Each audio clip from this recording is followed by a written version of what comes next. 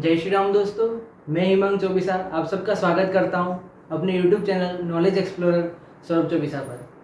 दोस्तों, जैसा कि मैंने थंबनेल में लगाया है, आज आलोक राज जी के साथ मुलाकात हुई। आज वो हमारे डूंगरपुर में पधारे थे, तो कई सारे साथी मेरे साथ में, कई सारी भर्तियों के लोग वहाँ पर पहुँचे। सर आए, सर ने बड़ी शालीनता के साथ हम सबकी बातों का जवाब दिया। वो कई देर तक खड़े रहे हमारे साथ। कई लोगों ने 30-40 मिनट तक उनसे कई सारी भर्तियों को लेकर क्वेश्चन पूछे। कई ने तीखे क्वेश्चन भी पूछे। उन्होंने एक भी बात पे भड़के नहीं और बिल्कुल आराम से हमारी सबकी बात सुनी और अच्छे से हर एक बात का जवाब देने की उन्होंने कोशिश की। यहाँ तक कि अच्छे से उन्होंने हर एक बात को समझा और समझाया। उसके बाद उन्हें आगे निकलना था, उन्हें बांसवाड़ा जाना था, उन्हें देरी हो रही थी और उनका लंच बाकी था, जिस वजह से फिर उन्होंने लास्ट में उसके बाद भी सबको फोटोशूट के लिए अलग से 10 से 15 मिनट का टाइम दिया। उसके बाद वो वहाँ से गए। वाकई में वो एक सज्जन व्यक्ति हैं। अब मैं बात बताता हूँ आपको आज हमारी उनसे क्या क्या बातें हुई। दोस्तों, जैसा कि बता रहा हूँ आपको, 50 से 60 लोग हमारे डूंगरपुर के वहाँ पर मौजूद थे, जिसमें मान के चलिए कि 30 से 40 लोग तो अकेले पशु परिचय भर्ती को लेकर वहाँ पे आए थे, जिनमें आक्रोश था। कई सारे बच्चे थे चौथी शिफ्ट के और पहली शिफ्ट के, जिनके नंबर कम होने की वजह से वो कहीं न कहीं अंदर से पीड़ित थे, जो बात वो सर को समझाने की कोशिश कर रहे थे। उसी के साथ एलडीसी के भी हम 5-7 साथी थे और कुछ बच्चे सीएचओ और नर्सिंग ऑफिसर के भी थे। कई सारे बच्चे आईएएफ के थे और कई बच्चों ने आगामी पटवारी भर्ती से रिलेटेड क्वेश्चन भी पूछे। कुछ ने 4th ग्रेड में जो पशु परिचर में सबके साथ नॉर्मलाइजेशन में हो गया है वो दोबारा नहीं हो, इसको लेकर बात की। साथ ही लेवल 1 की वेटिंग के बारे में पूछा गया, रीड रिवाइज रिजल्ट के बारे में पूछा गया और मैंने भी पूछा था कि आगे एग्जाम सेंटर का क्या होगा। तो मैं आपको एक एक करके सारी भर्तियों पे जो मुझे याद रहा है वो मैं बताने की कोशिश करता हूँ। कई सारी बातें हो सकता है मैं भूल गया हूँ, पर मैं फिर भी जितना मुझे याद है उतना मैं आपको बताऊंगा। उससे पहले आप प्लीज़ चैनल को सब्सक्राइब करें, वीडियो को लाइक और शेयर करें। दोस्तों, एलडीसी भर्ती को लेकर मैंने ही पूछा था कि सर एलडीसी भर्ती रिजल्ट को लेकर क्या अपडेट है, रिजल्ट कब तक संभावित है। तो उन्होंने रिवर्स क्वेश्चन किया। उन्होंने पूछा कि आपके एलडीसी में कितने पद हैं। तो फिर एक भाई ने बोला लगभग सर 4000 के आसपास है। तो उन्होंने बोला 4100 पद है।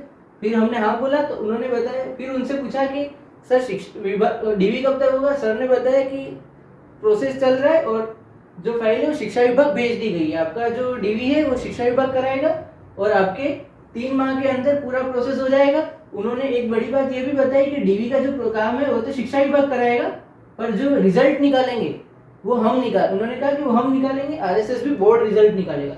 उन्होंने बताया हमने पूछा कि क्या जुलाई में जो अभी मेला लगने वाला है, रोजगार मेला, उसमें क्या एलडीसी की पोस्टिंग हो सकती है। तो उन्होंने कहा बिल्कुल होगी, उसी में होने की बिल्कुल उसी में होगी। उन्होंने बोला बिल्कुल उसी में होगी, क्योंकि तुम्हारे कोई भी इशू नहीं है, तुम्हारी क्या दिक्कत है, कम पद है और हो जाएगा काम, आराम से हो जाएगा, अभी 3 महीने बचे हुए हैं। सर ने ऐसी बात बोली। तो ये एलडीसी को लेकर बात होगी। इसी के साथ एलडीसी को लेकर एक और प्रश्न भी किया गया था कि स्कोर कार्ड और रिस्पॉन्स शीट का क्या सीन है सर, कब तक जारी होंगे। तो सर ने वो उस पर ज्यादा रिस्पॉन्स नहीं दिया। उन्होंने कहा कि ये तो जारी हो जाएगा, ये काम चलता रहेगा।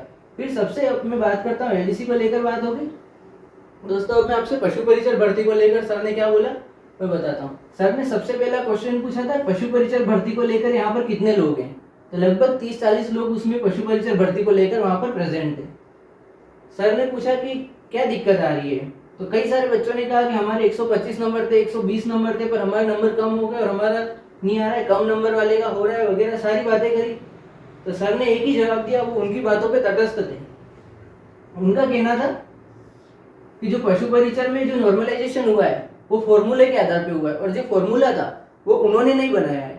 ये पहले से बना हुआ जो फॉर्मूला था, जो हमेशा से चलता आ रहा है, उसी को लेकर सर ने किया था। सर बच्चों ने पूछा कि सर रिवाइज रिजल्ट आएगा क्या, कि इस रिजल्ट को रद्द करके आगे निकालेंगे। तो उनका आंसर था कि आप 9 ही मान के चलिए। उनका आंसर लगभग यही था। फिर भी उन्होंने कहा कि अगर कुछ हो सकेगा तो मैं कोशिश करूंगा, मैं वादा नहीं करता हूँ, हो सका तो मैं कोशिश करूंगा। उन्होंने ये बात बोली। तो फिर बच्चे और भी इस पे लेकर आक्रोशित हो रहे थे और प्रश्न पूछे ही जा रहे थे। फिर मैंने पूछा कि मैंने क्या पूछा, मैं आपको क्लियर बता देता हूँ। सबकी बातें सुन के मैं सर के जस्ट सामने खड़ा हुआ था और सब घेरा बना के खड़े हुए थे। कुछ लोग पास भी खड़े थे, वो ज्यादा क्वेश्चन पूछ रहे थे, मैं पर जस्ट सामने था। मैंने उनसे धीरे से पूछा सर कि पशु परिचर का जो रिजल्ट है, पशु परिचर का जो एग्जाम है वो हम सबको जैसा पता है 6 पारियों में आयोजित हुआ था। तो सर हम देख रहे हैं कि पहली पारी में तो जो था वो किसी को बच्चों को ये भी नहीं पता था कि इसमें कौन से क्वेश्चन आ रहे हैं और कैसा मतलब क्या आएगा, क्या लेवल रहेगा। वहीं आप देखते हैं कि कई सारे टीचर्स हैं, उन सब ने बता दिया और कई सारे क्वेश्चन भी छठी बारी में रिपीट हुए। तो फिर सर ये पेपर तो इजी होना चाहिए, हार्ड कैसे हुआ?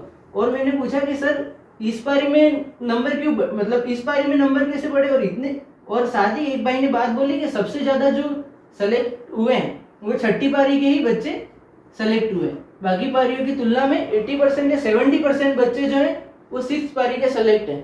तो उन्होंने कहा कि ऐसा नहीं होता है, ये सब ठीक है। फिर मैंने बोला कि सर ऐसा ऐसा हो रहा है तो इसका एक सुझाव नहीं हो सकता है, फॉर्मूले में चेंज हो जाए और हर पारी से लगभग समान कैंडिडेट जो है वो सेलेक्ट हो जाए। तो सर ने कहा आपकी बात सही है, मैं इस पे मतलब मैं ध्यान दूंगा।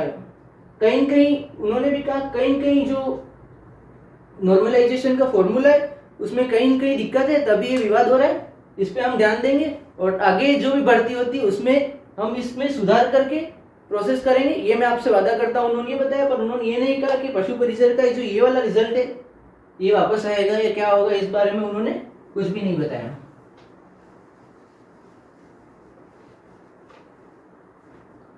दोस्तों एलडीसी और पशु परिचर को लेकर हमने बात कर ली है।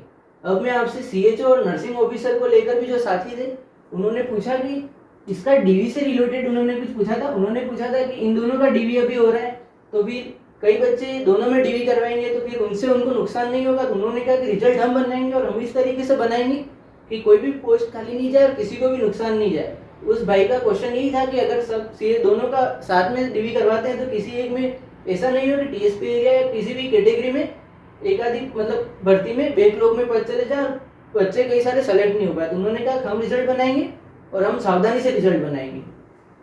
फिर हम बात करते हैं आईए भर्ती की। दोस्तों आईए भर्ती को लेकर उन्होंने आज बहुत अच्छा मतलब आश्वस्त किया लोगों को और बहुत अच्छी बात बताई। एक भाई ने पूछा सर हम आईए भर्ती के अभ्यर्थी, हमने कब से एग्जाम दिया था और अभी तक हमारा रिजल्ट का कुछ फाइनल नहीं हुआ है। तो उन्होंने कहा कि अब इसमें मैं क्या कर सकता हूँ, आप बताओ। तो उस भाई ने कहा कि हमारी बात को सर प्रबलता से रखना और हमारा जल्दी से जल्दी कुछ न कुछ निस्तारण कीजिए कि हमारा सिलेक्शन हुआ, हमें भी आगामी रोजगार भर्ती में सिलेक्शन मिले। ऐसे वहाँ पे जो लोग आए हुए थे उनमें से कई सारे लोगों की बात थी। तो सर ने बताया कि मतलब सर ने उनका फ़ोन निकाल के बताया और उन्होंने बताया कि जो जस्टिस है उससे वो बात कर रहे हैं, उसके बाद जो एडवोकेट है वो भी उससे भी वो लगातार इस बारे में बात कर रहे हैं। आज जो हियरिंग होनी थी उसके बारे में भी बात हुई पर वो हियरिंग अब आगे बढ़ गई है। तो उसके बारे में पूछा तो उन्होंने बताया नेक्स्ट हियरिंग कब होगी वो तो मैं नहीं बता सकता, वो तो आपको कोर्ट से ही आइडिया लगेगा। और उन्होंने कहा है कि इस पे हम पूरी कोशिश कर रहे हैं और मैंने खुद ने पर्सनल रूप सर ने कहा मैंने खुद ने पर्सनल रूप से जस्टिस साहब से बात की है और एडवोकेट से भी मैं इस बारे में बात करता रहता हूँ, तो आपका निस्तारण हो जाएगा। पर कब तक होगा इस बात की उन्होंने कोई श्योरिटी यहाँ पर नहीं दी है। इसके बाद दोस्तों हम बात करते हैं आगे पटवार भर्ती के लिए। पटवार भर्ती के लिए उन्होंने कहा, बच्चों ने कहा कि सर सीईटी के बाद का एग्जाम है तो इसको एक ही पारी में करवाना और सेंटर गृह जिले में देना वगैरह वगैरह बातें की। और इसमें बच्चों ने ये भी कहा, एक भाई था उसने कहा कि एलडीसी में जो जीके था वो राजस्थान जीके था पर क्वेश्चन सारे जो थे वो आउट ऑफ सिलेबस आ गए। उस भाई का नहीं हुआ तो उसने ऐसी बात की, पर उसने कहा कि क्वेश्चन जो है वो आउट ऑफ सिलेबस आ गए।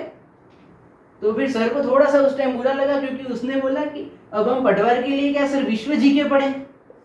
तो सर 1 मिनट के लिए तो मौन हो गए। उसके बाद सर ने जवाब दिया सिलेबस में से ही क्वेश्चन आएंगे, कई बार ऐसा हो जाता है। फिर भी उस भाई ने वापस उस बात को रिपीट करते हुए कहा कि सर पटवार में राजस्थान जीके था पर इंडिया जीके के प्रश्न आए, और तो क्या एलडीसी में तो क्या पटवार में हम विश्व जीके के प्रश्न पढ़े कि सिलेबस के अकॉर्डिंग पढ़े। तो सर ने वापस कहा सिलेबस के अकॉर्डिंग ही पेपर आएगा।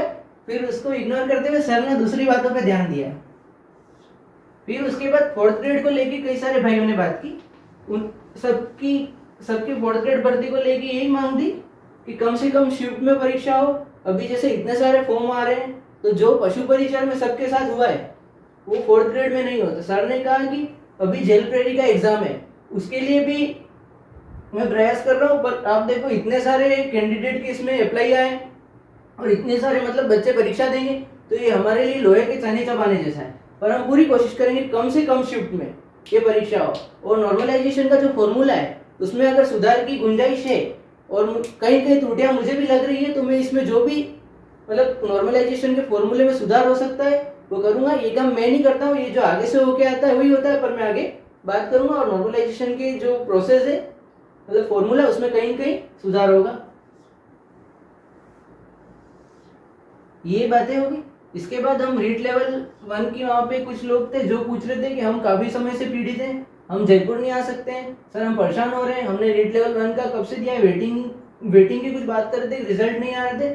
तो सर ने कहा कि ये प्रोसेस में है और इसका रिजल्ट और मतलब जो भी है वो पॉजिटिव रिस्पॉन्स दिया और कहा कि ये प्रोसेस चल रहा है और जल्दी क्लियर हो जाएगा। वहीं अभी रीट का रिवाइज रिजल्ट आया है, जिसके लिए भी एक सर आए थे जिन्होंने पूछा कि उन्होंने बताया कि नंबर बढ़ गए और कब तक होगा, तो उस पर उन्होंने कहा कि ये हमें ध्यान, उन्होंने मतलब 2 पेज लेके आए थे और उन्होंने पूछा तो उन्होंने कहा, सर ने कहा कि ये हमें ध्यान है और ये हम देख लेंगे, हम कर देंगे।